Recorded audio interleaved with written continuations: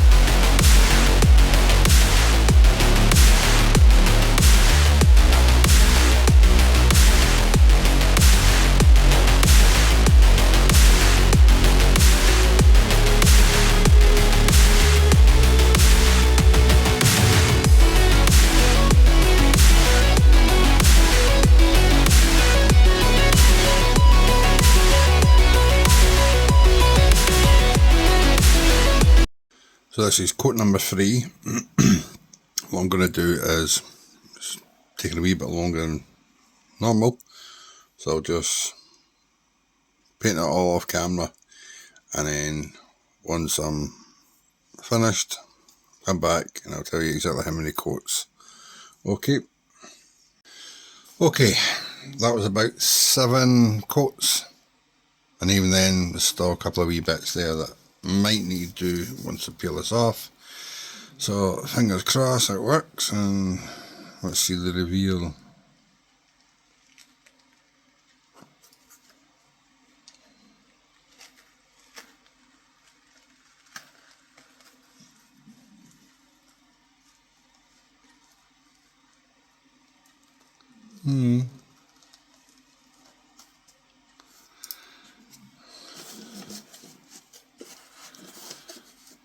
Not bad, not great.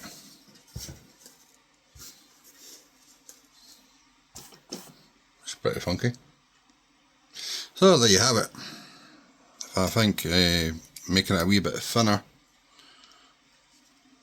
it may work a bit better. But it's the first time I've done this with 3D printing and stuff. There's normally a card that I used to do it with, or do the whole design by hand. None of these stencils. Anyway, thanks for watching. Remember, subscribe. It really helps me out to make more better videos. And see you soon.